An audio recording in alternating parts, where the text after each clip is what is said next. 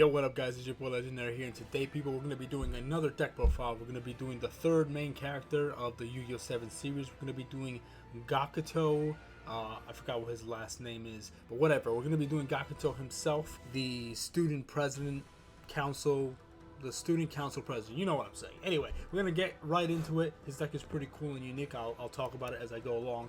But yeah, we're going to start off with his three ace monsters, his ruler monsters. We're going to start off with his ace Fiendish Commander, Yameruler.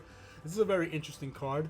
So basically, this card's effect is, if this card was normal summon this turn, you could change its battle position, and then until the end of your opponent's next turn, neither player could tribute summon a level 7 or higher monster while it's face up. So it's basically a stun card, which is very rare to see in 7s where you have a stun card, but like this has been out since like day 1, so it's pretty interesting.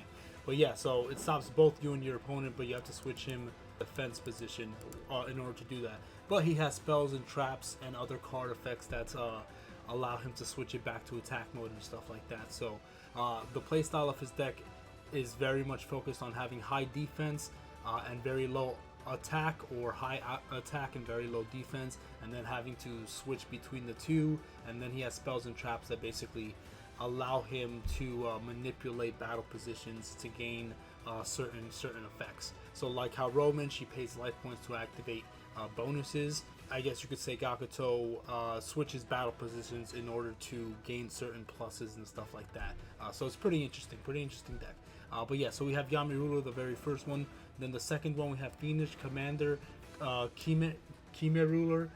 This card was normal on this turn, and your opponent controls no attack position monsters. Send the top card of your deck, and he can attack directly, but your monster's non-warrior cannot attack, so only warrior monsters could attack that turn.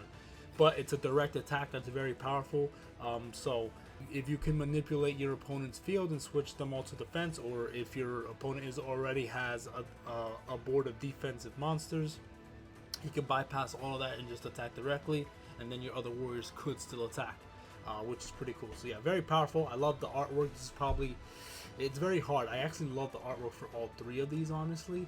I go back and forth. I love Yameruler a lot. I don't like the card art for Yameruler, to be honest. I like how he looks in the show, you know, with the sword and everything, but I don't know, I'm not really a big fan of this pose.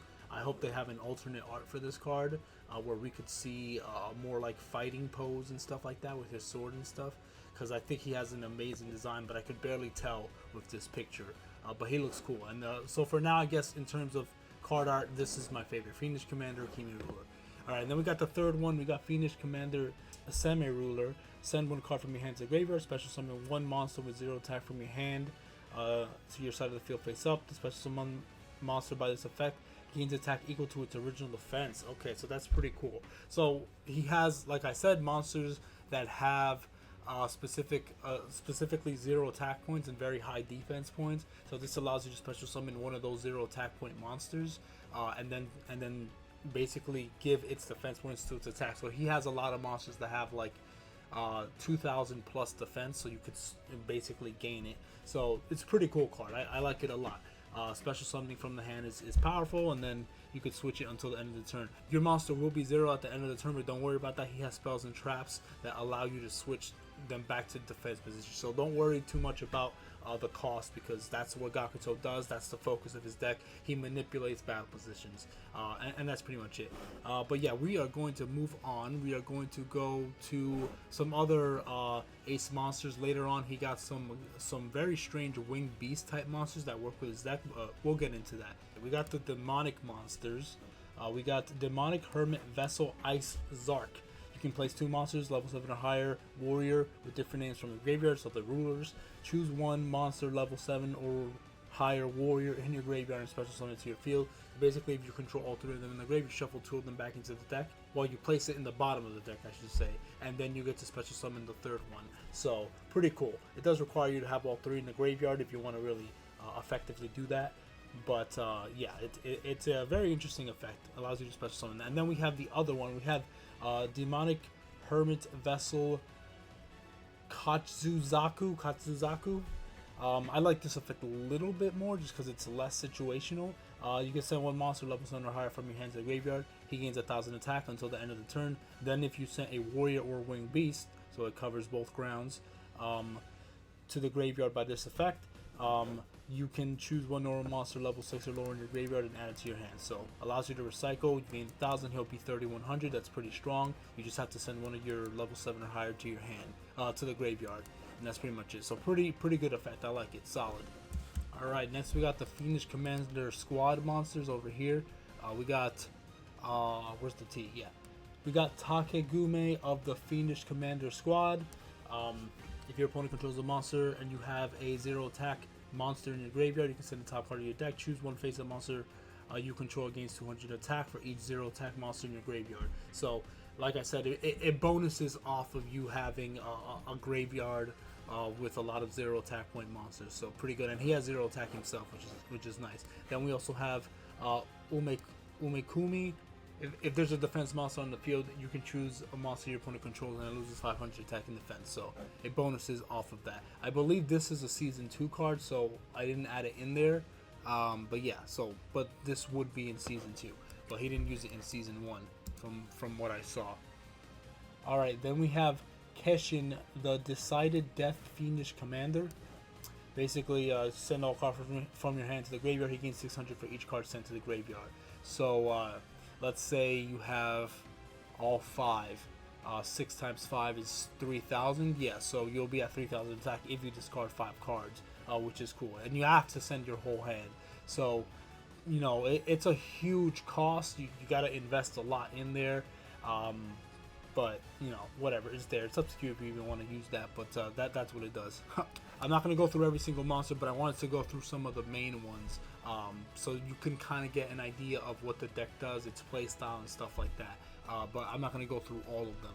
For giving Immortals next, right here, you see 0 attack, 1,800 defense. I'm not going to read through her effect either. Like I said, I'm just going to try to go through this. Then we got Mountain Hermit Yur. So he has 2 copies of this. See, 0 attack, 2,000 defense, level 6. That's pretty much what he does. And we got Blue Falcon Tengu right here. Masaki, the legendary swordsman, an old classic card, redrawn. This looks much better than the original art, in my opinion. A lot of the Rush Duel cards that remade old cards look a lot better. They're colored better. They're cleaned up. It just looks so much better. But yeah, there's Masaki, the legendary samurai general. Well, this isn't the legendary swordsman. This is a different one entirely. But I think he owns that too. Alright, then we have Hero of the East. Another really old card. Hero of the East. Oh, sorry, Hero of the Yeast. I guess they changed their names just slightly. But yeah, it's a reference to Hero of the East, and this is reference to Masaki, the legendary swordsman. They just have a slightly different name. 1,500 attack, 0 defense. Normal monster. We have I don't even know how to say that. Checkrael the Sun Angel Yo. So this is when he was doing the whole Gakuto thing, and this was one of the cards that represented his Gakuto style. I just added that in there because he doesn't have enough cards to fill out the deck in season 1, so I had to make sure to add that these cards in there. I mean, he did use them in season 1, so it's fine. But yeah, even if it doesn't fit with the style of the rest of the deck, but you need to fill out the deck, so it is what it is. But yeah, he has 3 copies of those. He has 2 copies of Battle Commander Nandes. There's Lady of Birth right here. Oh, sorry, that's not it. Alright, we have this card. It's an anime card called Lady of Birth Stars Re-Earth. Also decreases the attack of an opponent's monster. That's an anime card. We got Binding Chain. This very old card. It's weird that he has that. So his deck is mixed up of warriors and some fairy monsters, and also for whatever reason winged beast monsters. It's kind of getting all over the place at this point. But basically warrior, fairy, winged beast. And one of the fusions that he uses in season 2, spoilers, is going to be a fusion of a warrior and a fairy, and it looks really cool. We'll get into that when we get to that point in time. It's going to be cool. I'll probably do a review on all those cards, which I haven't even done yet. So I might do a review on those new fusion monsters as well. We got Enshrined Deity Motorina right there. Soul of Death Reversal. And we have this random rabbit thing. It's weird. He also has some beast monsters. I don't know. His deck is kind of just all over the place sometimes. It is what it is. And then we have the turtle. He has 3 copies of the turtle. So there you go. that's his monster count right there. That's 25 monsters. I thought he had more than that. Let me see. Oh, sorry. He has 2 copies of the battle guy. Hold on. Yeah, he has 2 copies of this guy. Yeah, there we go. So those are all his monsters right there. I might be missing something, but we'll see. We're gonna get into the spell cards now. Bandage Bowing. Over here, change one attack position monster level 7 or higher warrior you control face up defense and draw 1 card. Pretty cool. This is another trap card that we'll get into later. We got Block Attack, a very old classic card. You guys already know that card. Switches from attack to defense. We already know. We got Chestnuts, or Chestnuts, I should say. Chestnuts of the Fire. This gives your monsters some attack points, increases the attack of a warrior monster with a cost. We got Greater Piercing right here. This helps you pierce. Pretty nice. Which will come in handy because like I said, he has cards and effects that help change battle. He needs more cards. I don't feel like he has enough cards that do that. He definitely needs more, and then I think his deck would be stronger. But other than that, his deck is still pretty good. Then we have the legend card, Sword and Shield, right here. He has this card, pretty powerful old classic card, switches the attack and defense of all monsters on the field. This will come in handy because you could switch all your 0 attack point monsters positions and then switch the attack and defense of your opponent's monsters. So yeah, it helps you, like I said, manipulate attack and defense points. Pretty great card. Then we have Wicked. I think this might be an anime card. Yeah, so this is going to be a spell card that was used in the anime, and it's a custom card right here. Here we go. Wicked Wardring Weasel's Wind. If your opponent controls a face-up level 6 or higher monster, choose a face-up monster you control against 1,000 attack until the end phase. Then your opponent can choose 1 attack position monster they control and change it to defense. So this could be a good combo right here with piercing. So you could activate this to give one of your monsters 1,000 attack, then scare your opponent into wanting to switch their monster into defense so they don't take any damage, and then you activate Greater Piercing to give your monster piercing, and then do that. Alright, we're going to be getting into the trap cards now. Sorry guys, forgot to add Fiendish Commander Semeruler in there. Sometimes I move too fast and then I skip stuff. It is what it is. Sorry. We got the Bowing trap card that we saw before right here. When your opponent draws for their normal draw, pay 1,000 life points, choose up to 2 attack position monsters you control, change them to defense. Then if you control 3 defense position monsters, choose up to 5 monsters in your opponent's graveyard and shuffle them. So I know that doesn't sound very strong, but it can be very strong because like I said, in Rush Duels you end up milling a lot of cards, and a lot of your effects allow you to recycle cards from the graveyard or special summon them or shuffle them back to draw more cards. So if you return 5 monsters from your opponent's graveyard back to the deck, it basically means for that whole turn you could end up screwing up every spell or trap card or even monster effect that they use because they don't have enough requirements in the graveyard for you to activate their effects. So it doesn't seem strong from our standards, but in Rush Duels it's actually pretty strong because of how much milling you do and how much you need cards in your graveyard in order to recycle them, special summon them, or shuffle them back to draw cards or gain advantage. So the graveyard is super important in Rush Duels, so that's actually a pretty strong card. I just wanted to explain that so you understand why it's better than you think it is. We got Essence of the Hermit. When an opponent's monster declares an attack on a face-up monster with 0 attack, change it to face-up defense. Then if a monster was changed to face-up defense by this effect, you can choose 1 normal monster with 0 attack in your graveyard, special summon to your field. So once again, it just allows you to switch your monster to defense, like I said before, and then special summon another one.